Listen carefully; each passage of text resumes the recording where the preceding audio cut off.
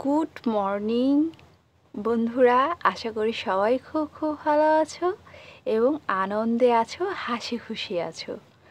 তো তোমাদের সবাইকে জানাই আমার অন্তরের গভীর স্থল থেকে অনেক অনেক ভালোবাসা, সম্মান ও শ্রদ্ধা। তো আজকের ব্লগটি বন্ধুরা এখান থেকেই শুরু করছি। তো গতকাল রাতে এই চাদর আরও অনেক কিছু মানে ধুয়ে রেখেছিলাম। তো সকালে উঠেই সেগুলো রোদে দিয়ে দিচ্ছি, তাহলে হয় কি সারাটা দিন রোদে একদম সুন্দরভাবে শুকিয়ে যায়। আর এই রাতে কাপড় ধোয়ার অভ্যাসটা কার কার আছে তারা অবশ্যই আমাকে কমেন্টস করে কিন্তু জানিয়ে দিও যে কার কার আমার মতোই রাতে কাপড় ধোয়ার অভ্যাসটা আছে। আর আমি যেহেতু কাপড় নিংড়াতে পারি না, তাই আমি কাপড় ধুয়ে অমনিই রেখে দেই, তো পানিটা সারা রাত ধরে ঝরে যায় আর সকালে আমি বেশ সুন্দরভাবে বাইরে রোদে দিয়ে দিতে পারি। তারপর রঙ্গন ফুল দেখিয়ে আজকে তোমাদেরকে ওয়েলকাম জানালাম আমার ভুবনে। তো আসলাম সেই বাগানটাতে। আজকে দুদিন যাবৎ বৃষ্টি নেই, আর আমার সিম গাছ তো একদমই শেষ, একদমই শেষ। এখানে আসলে এখন আরও আমার মনটা খারাপ হয়ে যায়, কারণ এই সিম গাছটা দেখে আমার খুব ভালো লাগতো, কিন্তু এখন এটা একদমই শেষ। আর আজকে তোমাদের সাথে শেয়ার করব কয়েকটা আসন, যে কয়টা আসন ছাড়া আমার প্রতিটা দিনের সকালটা শুরুই হতে চায় না। তো আজকে তোমাদের সাথে যে জিনিসটা নিয়ে আলোচনা করব সেটা হচ্ছে, আমরা তো সব সময় মানসিক শান্তি এসব শুধু বলে যাই, কিন্তু সবচেয়ে বেশি শান্তি যে আত্মার শান্তি, আত্মিক শান্তি, সেটা পেতে হলে আমাদের কি কি করা দরকার সেটা কি আমরা জানি? তো চলো বন্ধুরা, আজকে তোমাদের সাথে সে জিনিসটা নিয়েই আলোচনা করি। তো আত্মিকভাবে শান্তি পেতে হলে, শান্ত হতে হলে আমাদের সবার আগে নিজের দায়িত্বটা নিজেরই নিতে হবে। তারপর আমি চলে আসলাম আমার দুপুরের রান্নার কাজে। তো ইতিমধ্যে একটা আইটেম আমার রান্না করা শেষ। তো তারপর এক এক করে আমার সব আইটেমগুলো রান্না করে নিব। তো এই যে নিজের দায়িত্বটা নিজের নেওয়া, নিজের ভালো থাকা, নিজের সুস্থ থাকা, নিজের যত্ন, তো আমি তোমাদের সব সময়ই বলি যে নিজের কেয়ারটা অবশ্য নিজে নাও। যখন তুমি সবার কেয়ারটা নিবে তার আগে তুমি নিজে নাও। নিজে সুস্থ থাকলে তোমার পুরো ফ্যামিলিটাকে তুমি সুস্থ রাখতে পারবে, তোমার পুরো সংসারটাকে সুস্থ রাখতে পারবে। তারপর সকাল হোক বিকেল হোক, যে কোনো একটা সময় প্রকৃতির সাথে কাটাও। প্রকৃতি কিন্তু তোমাকে কখনোই খালি হাতে ফেরাবে না, কারণ তুমি যখন প্রকৃতির কাছে যাচ্ছ, একটা গাছের কাছে যাচ্ছ, তখন তুমি বিশুদ্ধ অক্সিজেন পাচ্ছ। সকালবেলা তুমি প্রকৃতিতে বের হও, দেখবে তুমি একটা বিশুদ্ধ বাতাস পাচ্ছ, যেটা তুমি প্রাণ ভরে নিতে পারছো।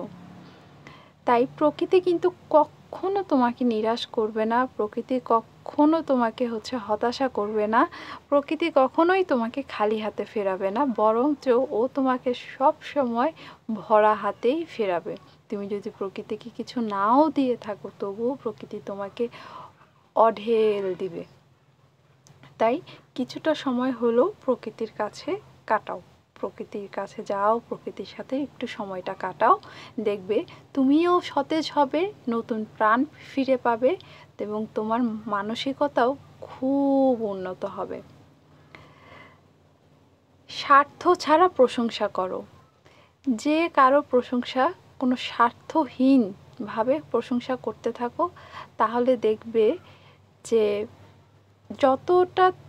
যত মানুষকে নিজের স্বার্থটা ছাড়া প্রশংসা করছো, ততই তোমার মানসিকতা অনেক উন্নতি হবে এবং ততই তোমার মানুষ তোমাকে বিশ্বাস করবে, ভালোবাসবে, ততটা মানুষের কাছ থেকে তুমি অনেক অনেক ভালোবাসা পাবে। ঘৃণা, হিংসা, প্রতিশোধ, এই 3টা জিনিস না জীবন থেকে একদম বাদ দিয়ে দাও। আমাদের চারপাশে বা আমাদের ফ্যামিলি মেম্বারদের মধ্যেও অনেকে এরকম আছে যারা প্রতিশোধ নিতে চায়, ঘৃণা করে, হিংসা করে। হিংসা খুব খারাপ একটা জিনিস। আর হচ্ছে অহংকার করা। এই কয়টা জিনিস জীবন থেকে একদম বাদ দিয়ে দাও। এই পেঁপের তরকারিটা আমার ফ্যামিলির প্রত্যেকটা মানুষের খুব প্রিয় একটা জিনিস। আর যখন তুমি যে জিনিসটা নিয়ন্ত্রণ করতে পারবেও না সেটা নিয়ে চিন্তা করা বাদ দাও। ধরো একটা এক্সাম্পল দেই, একদম সিম্পল এক্সাম্পল, এটা সব সময় হয়ে থাকে।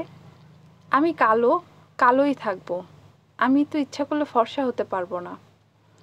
আমি বেটেই থাকবো, আমি ইচ্ছা করলে কিন্তু লম্বা হতে পারবো না।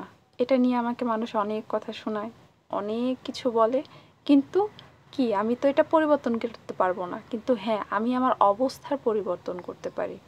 আজকে আমি গরিব আছি, আজকে আমি একটু হার্ড ওয়ার্ক করে কিছু টাকা ইনকাম করতে পারি, আমার ভাগ্যটা আমি বদল করতে পারি। কিন্তু এই যেগুলো সৃষ্টিকর্তার হাতে তৈরি করা, সেগুলো তো আমি চেঞ্জ করতে পারবো না। তাই যেটা তোমার আয়ত্তে নেই সেটা নিয়ে ভাবাটা বন্ধ করে দাও, এবং যেটা তোমার আয়ত্তে আছে সেটার দিকে তুমি ফোকাস করো। নিজেকে সময় দাও, নিজেকে খুঁজে বের করো, নিজেকে অনেক অনেক সময় দাও, তাহলে নিজেকে বুঝতে পারবে তুমি মানুষটা আসলে কেমন। অন্যেরা যখন বলবে, অন্যের শোনা কথা চাইতে তুমি নিজেই খুঁজে বের করো তোমার কোথায় ভুল, কোথায় সঠিক, কোথায় কি হচ্ছে না হচ্ছে, এটা শুধু নিজে নিজে খুঁজে বের করো। সবার লাস্ট টিপস, নেতিবাচক চিন্তা আর মানুষগুলোকে এড়িয়ে চলো। যারা যারা নেতিবাচক চিন্তা আছে সেগুলোকেও এড়িয়ে যাও, আর যারা নেতিবাচক চিন্তা করে তাদেরকেও এড়িয়ে যাও। তো আমি করেছি করলা ভাজি আর ডাল শুকনো, ওটা ভর্তা করব। আর হচ্ছে সে পেঁপে ডিম দিয়ে রান্না করলাম, আর হচ্ছে বটবটি ভাজি। এটাই ছিল আজকে দুপুরের রান্না, তাও তোমাদেরকে দেখিয়ে দিলাম। তো আমাদের পরিবারের মধ্যেই অনেক নেতিবাচক মানুষ আছে, তাদেরকে এড়িয়ে চলাটাই সবচাইতে ভালো। আর নিজেও নেতিবাচক চিন্তা থেকে অনেকটাই এড়িয়ে চলো। তো শুভ সন্ধ্যা বন্ধুরা। তো এখন আমি রাতের ডিনার তৈরি করছি। তো এখন হচ্ছে রুটি করছি।